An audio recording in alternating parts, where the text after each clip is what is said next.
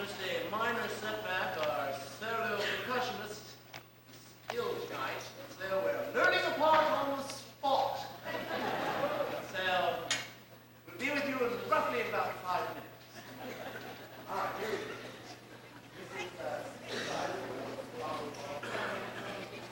It's actually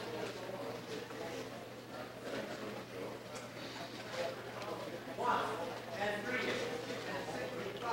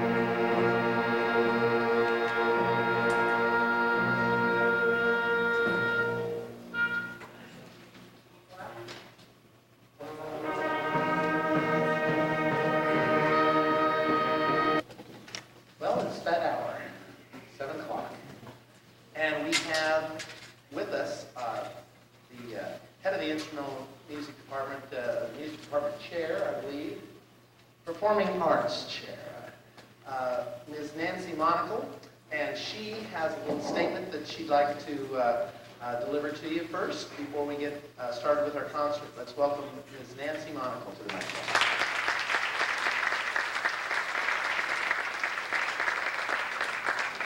I stand here tonight wearing many, many hats. I'm a mom of somebody in this band. I'm a former band teacher of some of these kids. I'm a future band teacher of some of these kids. And as Mr. Creepy said, I am also the Performing Arts Department Chair at the high school, and that's the hat I'm wearing right now. At the high school, our performing arts are a source of tremendous pride and a sense of excellence at that school. So many people take part, and so many people take pride, even if they're not a part of maybe the performing arts. They're very proud of what they know we can do. Those kids are able to achieve that sense of excellence at the high school because of what's going on right now on the stage. Those kids were here in middle school. They were here at Anthony. But they're right here, and they were performing excellent literature, fun literature, having a great time performing on stage. The students were able to do this, and are able to do this at the middle school level, not only because of Mr. Freeby's excellent teaching, but because they were in 5th and 6th grade band. And so they learned a lot there that gave them the foundation to step up to what the challenges are and will be in the future. I'm here before you tonight to let you know that, you probably already are aware of this, but school districts across the state of Kansas are in a bind financially. Our district is one of many. In the past 5 years, our district has cut $3.9 million off of its budget. Next year, we're short $1.7 million. If no additional money comes in from the state or some other outside resources, they've already got a list of cuts. Elementary band and orchestra, grade 5 and 6, is one of those cuts. If we lose the elementary band and orchestra program, it drastically impacts the health of this middle school program and the health of the high school program. There is information available about what the cuts are and also what are some other ideas that are being floated around to come up with ways where we can maybe not have this $1.7 million shortfall. Maybe we can get this money back. If you would please go to the site council meeting for Eisenhower. The site council meeting is this Monday, February 21st, 7 o'clock p.m. in the A Flex Room. There will be a presentation by the Board of Education to explain what exactly is the budget, and they do a very nice job of explaining the budget so you really know, okay, this really is the money they have, and there's nothing anywhere else, and also maybe what some of the solutions are. So thank you for your support and your willingness to get involved to help us solve our district's financial issues at this time. Thank you.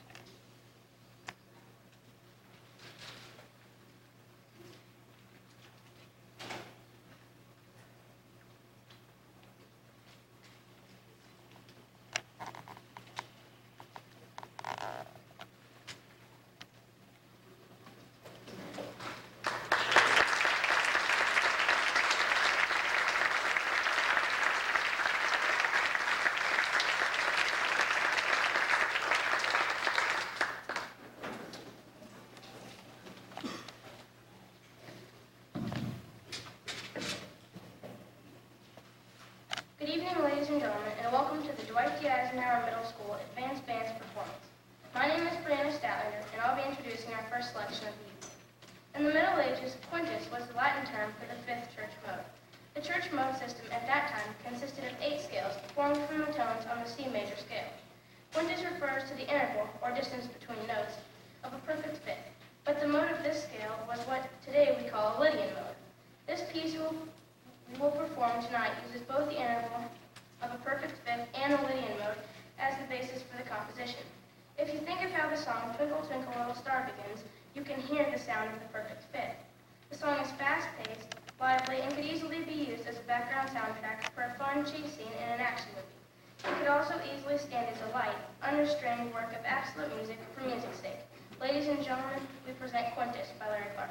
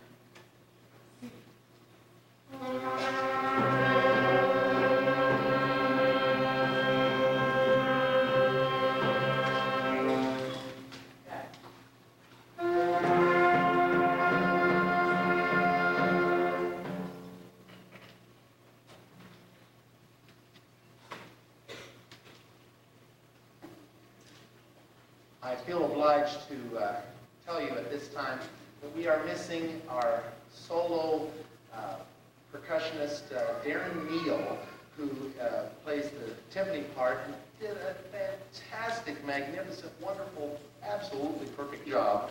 He got the stomach flu today, and so he's not here, but I did need to point out that Mr. Taylor Ballsmeyer, wave your hand back there, Taylor. Taylor Ballsmeyer learned the part today. So big kudos to Taylor, and best wishes to Darren and Neil to get better soon. Hello, my name is Michael Turner. The name Serengeti comes from the Maasai language and approximately means extended plains.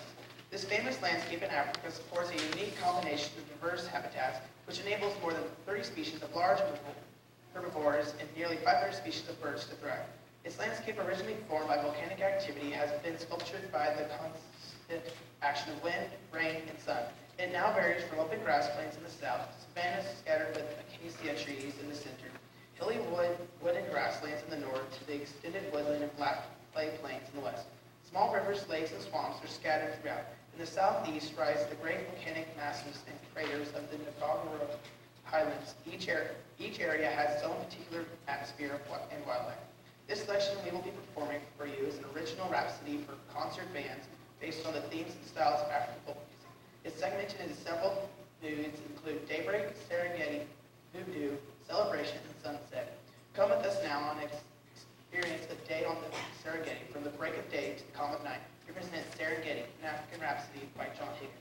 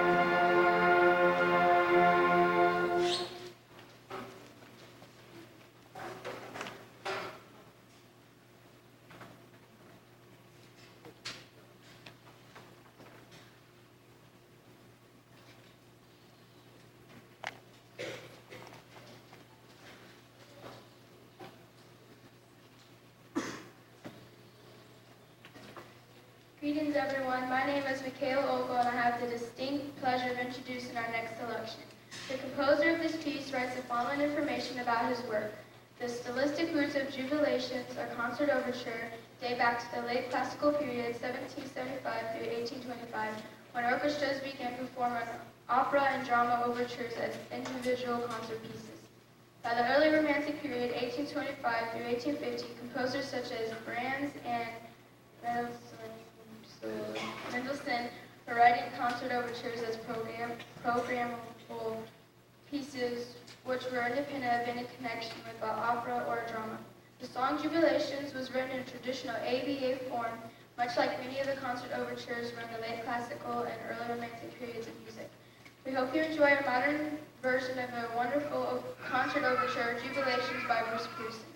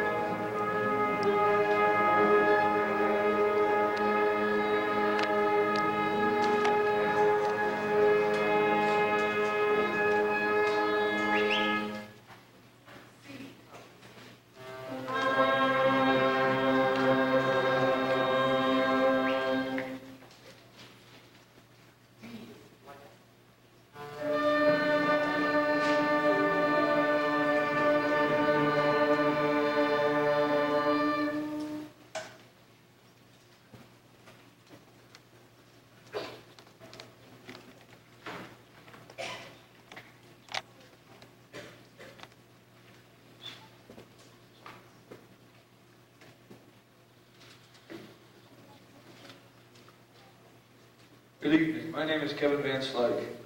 And I'm Andrew Black. And we have a story to tell you of our last piece. The time and place of the event was Paris in the 1800s.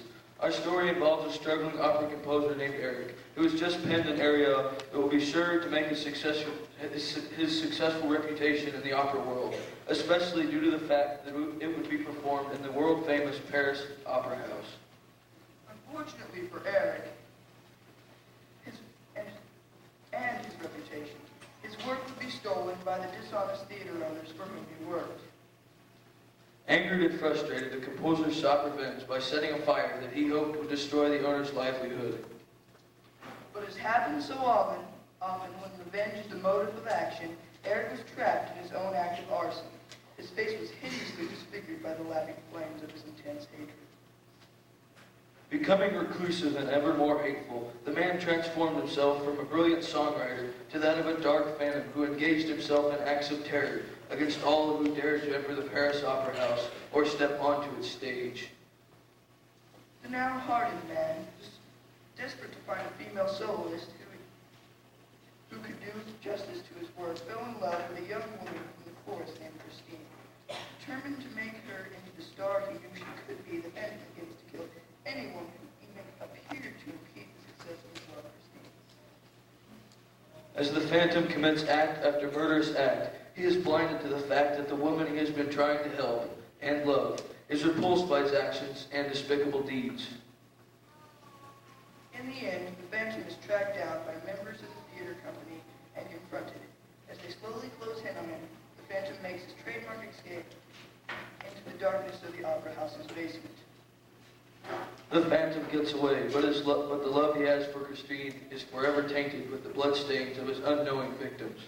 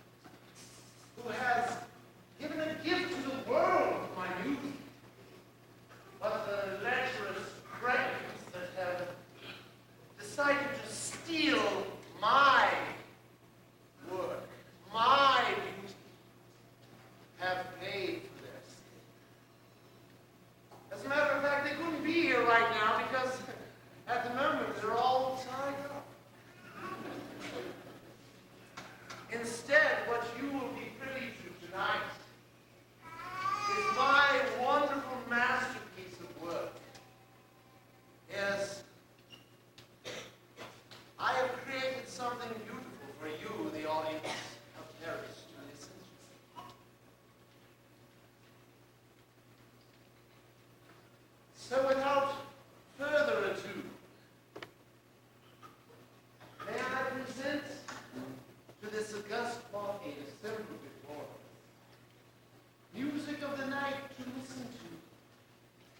and the composer is me.